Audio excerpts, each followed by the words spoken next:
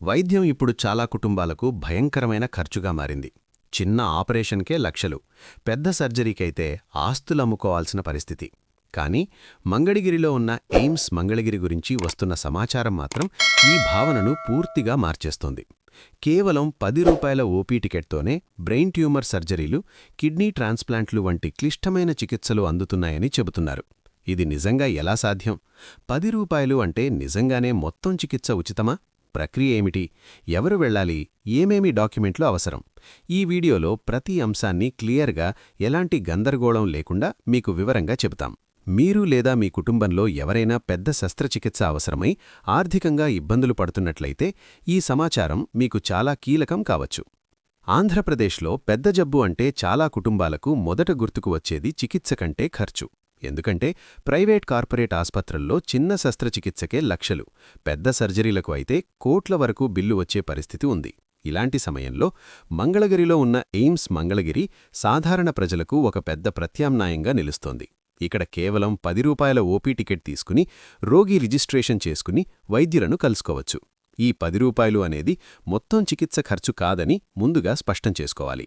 ఇది కేవలం registration fee మాత్రమే. కానీ అసలు బలం ఏమిటంటే, ఈ సంస్థ కేంద్ర ప్రభుత్వ ఆధ్వర్యంలో నడిచే అత్యున్నత స్థాయి వైద్య విద్యా సంస్థ కావడంతో ప్రధాన వైద్య సేవల ఖర్చును ప్రభుత్వం భరిస్తోంది. అందుకే ఇక్కడ 960 పడకల సామర్థ్యంతో 26 స్పెషాలిటీలు, 13 సూపర్ స్పెషాలిటీ విభాగాలు పనిచేస్తూ neurosurgery, cardiac surgery, kidney transplant, liver సంబంధిత చికిత్సలు, క్యాన్సర్ ట్రీట్మెంట్స్, ఆర్థోపెడిక్ రీప్లేస్మెంట్ సర్జరీలు వంటి క్లిష్టమైన వైద్య సేవలు అందిస్తున్నాయి.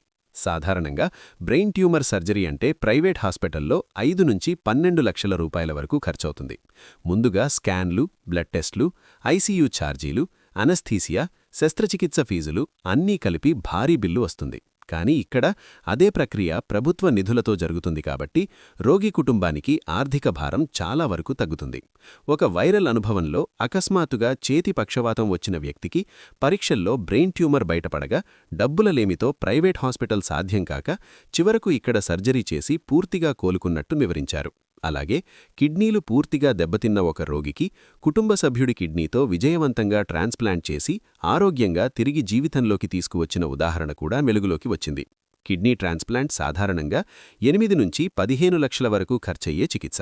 కానీ ఇక్కడ ప్రధాన వైద్య ప్రక్రియకు ప్రభుత్వం భారం వహించడం వల్ల పెద్ద ఆర్థిక ఒత్తిడి రాదు. అయితే ప్రజలు ఒక విషయాన్ని స్పష్టంగా అర్థం చేసుకోవాలి. ప్రతి సేవ పూర్తిగా ఉచితమవుతుందనే భావన సరైంది కాదు. కొన్ని ప్రత్యేక ఇంప్లాంట్లు, ప్రత్యేక స్టెంట్లు, ప్రత్యేక ఔషధాలు అవసరమైతే అదనపు ఖర్చులు ఉండే అవకాశం ఉంది. అలాగే రద్దీ చాలా ఎక్కువగా ఉంటుంది.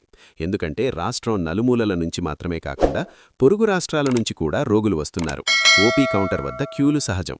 అపాయింట్మెంట్ కోసం వేచి ఉండాల్సి రావచ్చు. అత్యవసర కేసులకు ప్రాధాన్యత ఇస్తారు.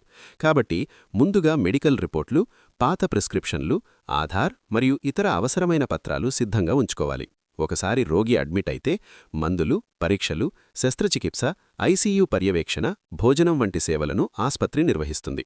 డాక్టర్లు రోగులతో సమగ్రంగా మాట్లాడటం, జబ్బు తీవ్రత, చికిత్స దశలు, రికవరీ సమయం వంటి విషయాలు స్పష్టంగా వివరించడం వల్ల కుటుంబ సభ్యులకు ధైర్యం కలుగుతుంది. ఇన్సూరెన్స్ లేకపోయినా, ఆరోగ్యశ్రీ కవరేజ్ లేకపోయినా కూడా ఇక్కడ చికిత్స పొందే అవకాశం ఉండటం పేద మరియు మధ్యతరగతి కుటుంబాలకు పెద్ద ఊరట. అయితే ఓపిక చాలా అవసరం. ఎందుకంటే ఇది కార్పొరేట్ హాస్పిటల్లాగా వెంటనే ప్రైవేట్ రూమ్ ఇచ్చే వ్యవస్థ కాదు. ప్రభుత్వ విధానాల ప్రకారం ప్రాధాన్యత క్రమంలో కేసులు తీసుకుంటారు. మొత్తంగా చూస్తే వైద్యం ఖరీదైపోయిన ఈ కాలంలో సరైన సమాచారం లేకపోవడం వల్ల చాలామంది అప్పుల పాలవుతున్నారు. కానీ సరైన సమయంలో సరైన ప్రభుత్వ అత్యున్నత వైద్య సంస్థను సంప్రదిస్తే భారీ ఖర్చు తప్పించుకోవచ్చు. అయితే ఓపిక అవసరం. ప్రక్రియ అర్థం చేసుకోవాలి. అవసరమైన పత్రాలు సిద్ధంగా పెట్టుకోవాలి. అప్పుడు మాత్రమే పూర్తి ప్రయోజనం పొందగలుగుతారు. ఈ వీడియో మీ మంగళగిరిలో ఉన్న ఎయిమ్స్ గురించి చాలా మందికి తెలిసింది కేవలం రూ. 10 ఓపీ టికెట్ విషయం మాత్రమే. కానీ అసలు వ్యవస్థ ఎలా పనిచేస్తుందో చాలా మందికి స్పష్టంగా తెలియదు.